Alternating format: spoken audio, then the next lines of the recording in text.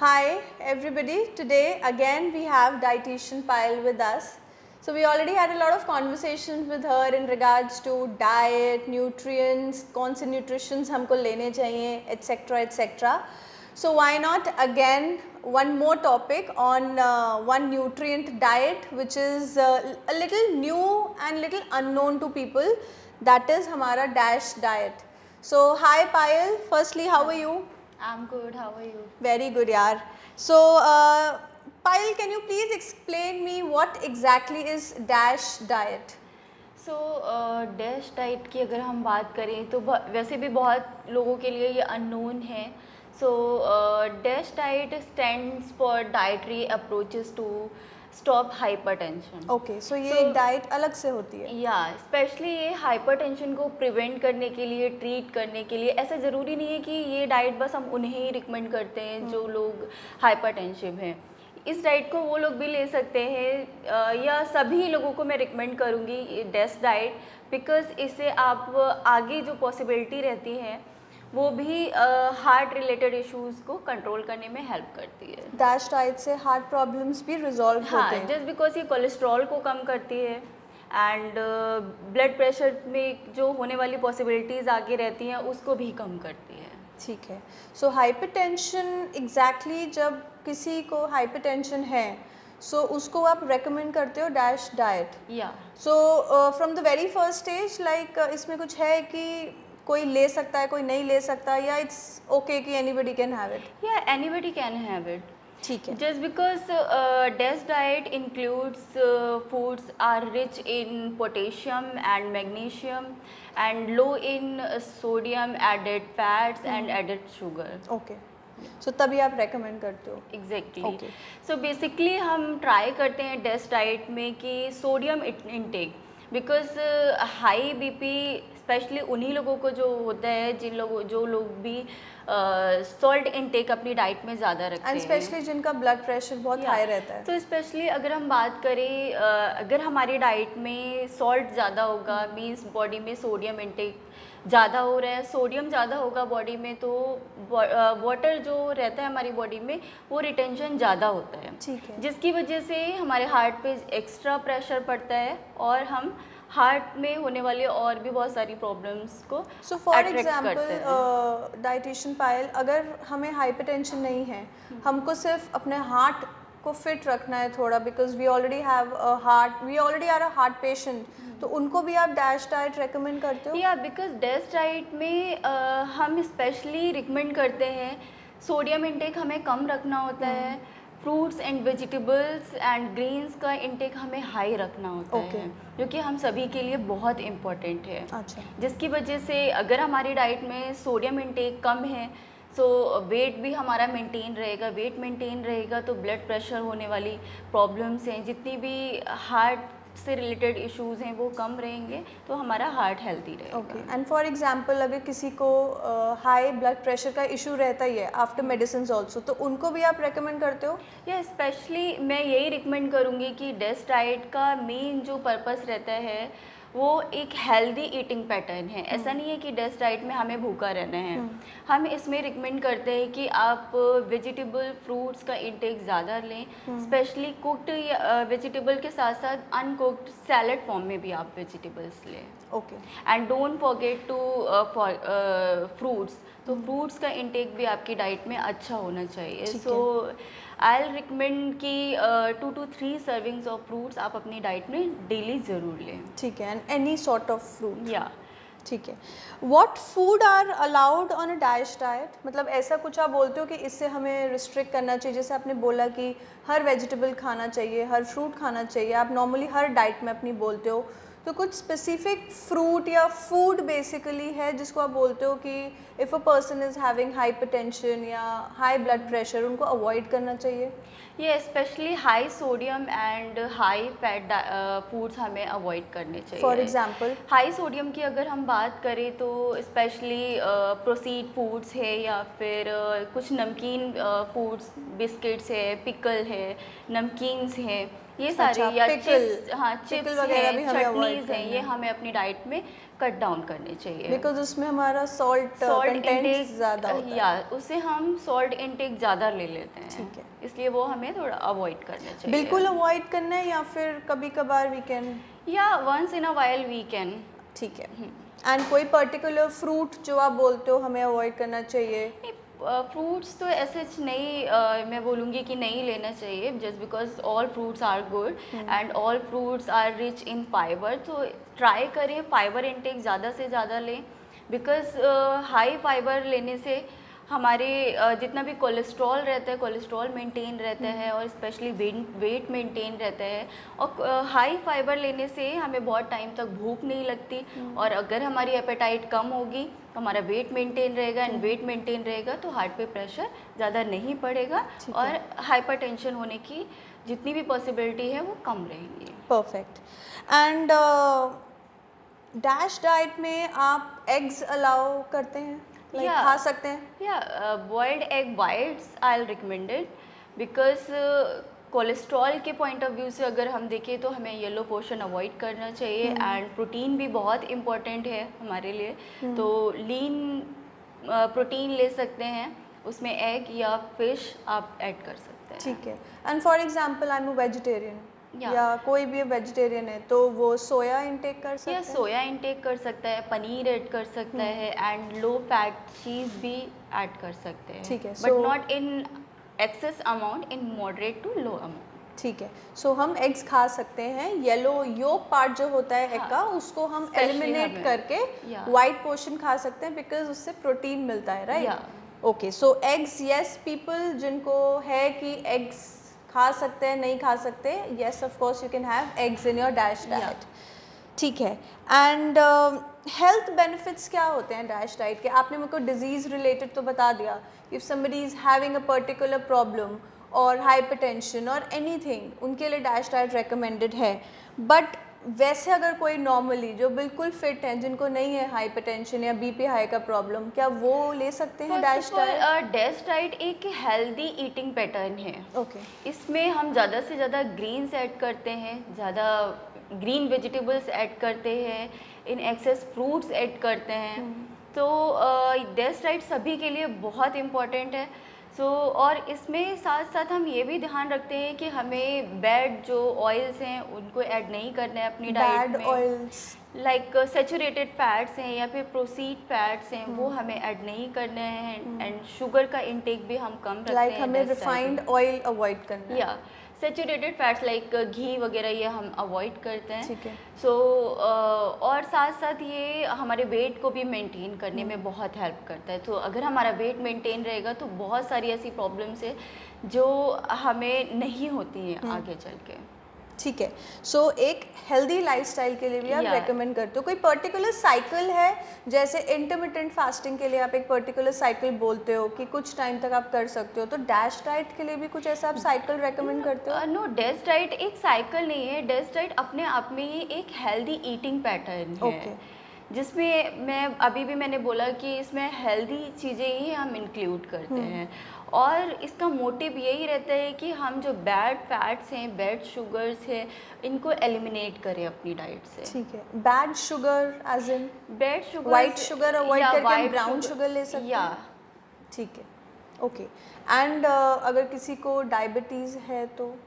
Diabetes के लिए भी डैश डाइट बहुत इंपॉर्टेंट रोल प्ले करता है। ऑब्वियसली हम इसमें लीन प्रोटीन ले रहे हैं, लीन जितना भी हमारे सेचुरेटेड फैट्स हैं वो भी अवॉइड कर रहे हैं, एंड ग्रेन्स, अभी जैसे मैंने बताया कि ग्रेन्स हमें ज़्यादा ऐड करने हैं इंस्टेड ऑफ शुगर। अगर हम शुगर की बात करें तो सिंपल शुगर्स हमें अवॉइड करने हैं, rather than we can have complex carbohydrate या कॉम्प्लेक्स अदर।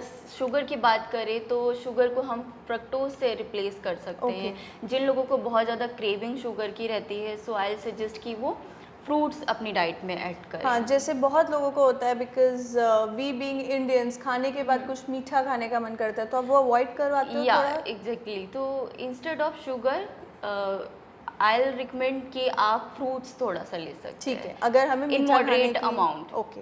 जैसे कि आपने बोला कि ब्रेकफास्ट लंच हम थोड़ा जानना चाहेंगे कि अगर हमें ब्लड प्रेशर है तो किस टाइप का ब्रेकफास्ट खाना चाहिए एंड किस टाइप का हमें लंच लेना चाहिए।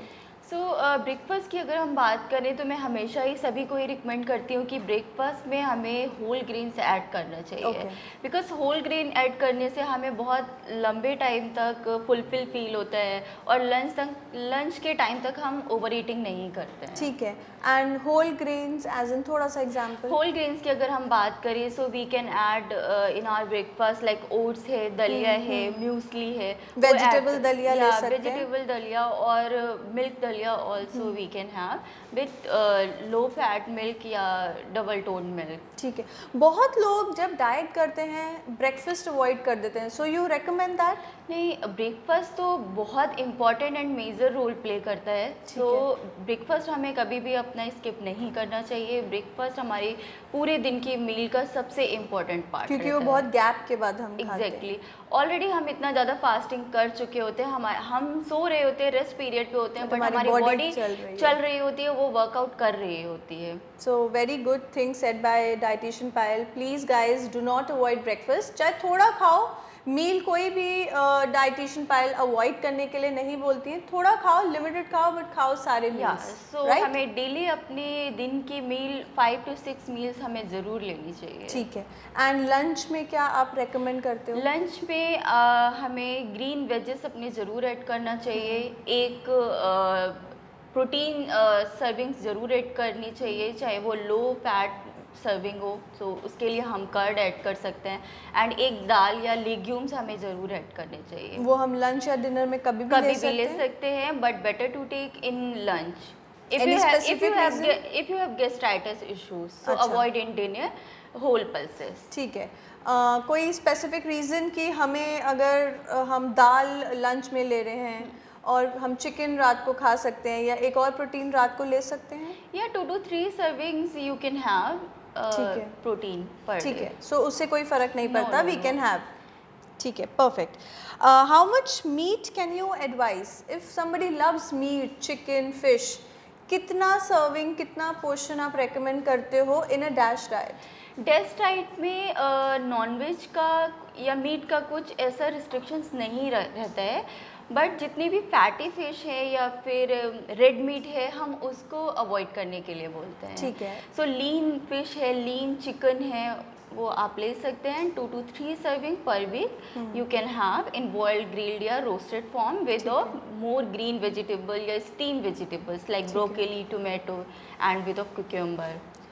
एक मेरा क्वेश्चन और होगा, आप बहुत समझाते हो कि हमें रेड मटन हर मील में, मतलब हर डाइट में अवॉइड करना चाहिए, कोई स्पेसिफिक रीज़न कि रेड मीट क्यों नहीं लेना चाहिए?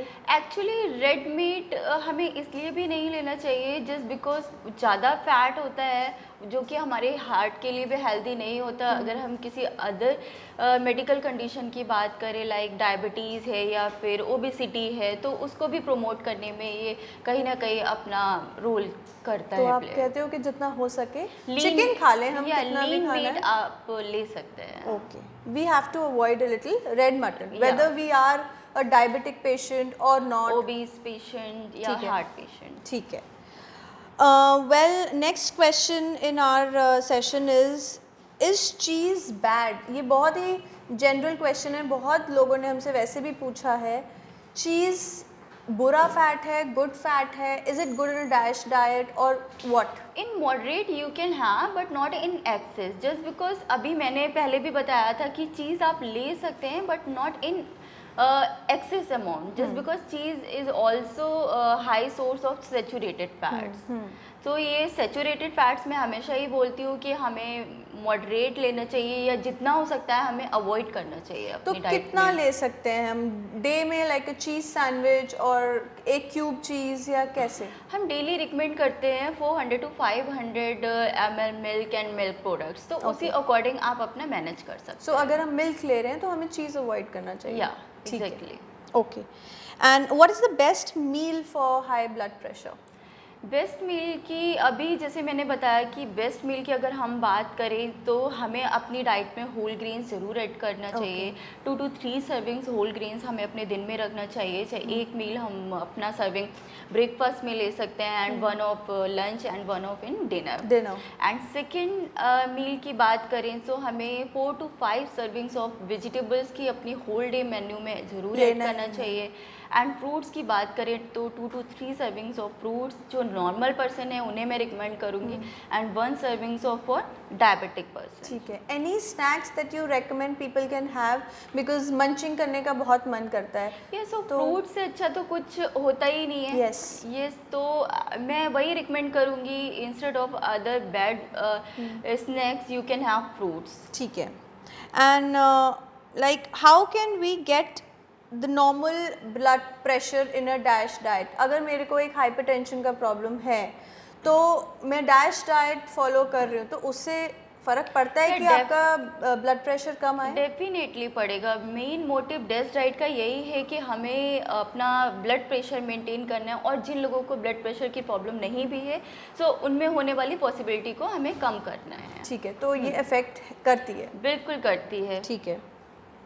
एंड आई थिंक आपने पहले भी बताया है, what oil is best if I am having a blood pressure problem? So bad की बात करें तो सारे ही saturated fats for hypertension patient के लिए बेड रहते हैं एंड जो नॉर्मल पर्सन है वो इन मॉडरेट अमाउंट आप वो ले सकते हैं अपनी डाइट में। एंड गुड फैट्स की बात करें तो वो unsaturated fats means vegetable oils like castor oil castor oil है, राइस ब्रेन ऑयल है, या सनफ्लावर, समोला, rice bran oil and polyunsaturated fats and mustard oil या mustard oil also. So walnuts हमें अपनी डाइट में ऐड करना चाहिए ओमेगा 3 के लिए एंड आलमंड्स हमें ऐड करना चाहिए। So we should have all this in the morning, like walnuts and early morning in soak form. I recommend कि आप 2 to 3 वॉलनट अपनी डाइट में डेली मॉर्निंग में ज़रूर लें। ठीक है। एंड उसके साथ साथ फ्लैक्स सीड्स हमें अपनी डाइट में ज़रूर इंक्लूड करना चाहिए बिकॉज वो भी हमारे कोलेस्ट्रॉल लेवल को कम करने में हेल्प करता है। कोलेस्ट्रॉल लेवल हमारा कम रहेगा तो बीपी का इश्यूज भी कम रहेंगे। So overall it's a complete healthy lifestyle if you are following a DASH diet. Perfect. And how much sodium, आपने बोला सोडियम बहुत इंपॉर्टेंट है, तो how much sodium should a person with hypertension have daily? So हम अगर recommendation की बात करें तो हमें 1500 mg per day salt intake करना चाहिए। बट ये वेरी करता है कि person to person, age factor पे या फिर आप कितना एक्सरसाइज कर रहे हैं, कितना वाटर रिटेंशन आपकी बॉडी में हो रहा है, कितना आपकी बॉडी से निकल रहा है, सो उस अकॉर्डिंग भी हम रिकमेंड करते हैं। ठीक है। सो ऐसा कुछ नहीं है कि हर एज ग्रुप के लिए similar amount of sodium? No, सभी के लिए अलग होता है बट एक पर्टिकुलर अगर अमाउंट की हम बात करें तो हमारा लेस देन हमारा 1500 mg से नहीं होना चाहिए एंड ग्रेटर देन अगर हम बात करें तो 2300 mg से ज़्यादा नहीं होना चाहिए। Okay. And what is the best replacement of salt? या सो स्पेशली मैं सभी को और अपने पेशेंट्स को भी यही एडवाइस करती हूँ जो भी ब्लड प्रेशर के पेशेंट्स हैं या फिर वेट लॉस जो करना चाहते हैं, ओबीस पेशेंट हैं, तो instead of salt better to take other like chaat masala है या फिर गार्लिक सॉसेस है वो ले सकते हैं। उसमें भी सॉल्ट आज के अभी के टाइम में नहीं आता, या पिंक सॉल्ट भी ले सकते हैं। सो नॉर्मल सोडियम जिसमें ज़्यादा रहता है सॉल्ट को उससे रिप्लेस कर सकते हैं। सो वी कैन उसमें कोई प्रॉब्लम नहीं होगा कि हमारा वेट इंक्रीज हो? कुछ लोगों को हैबिट होती है कि उनको फ्रूट्स में भी सॉल्ट ऐड करना है, रायते में भी सॉल्ट ऐड करना है, कोई भी सैलड ले रहे हैं तो उसमें भी सॉल्ट इनटेक उनको चाहिए। So better to take chaat masala. हमें उतनी एनर्जी आएगी जितनी हमें एनर्जी भी आएगी, आपको टेस्ट भी आएगा। ओके। जहाँ पर आपको सॉल्ट का नहीं लगेगा कि I can have salt and all, ये ऐसा नहीं रहेगा। ठीक है। Okay, so there is a replacement of salt as well. Perfect. Well, it was lovely having you here dietitian Payal. As always हर सेशन हमारा इनके साथ एक्सट्रीमली नॉलेजेबल रहता है। It's very productive to always have her here. Thank you so much to take out time for us. Thank you once again.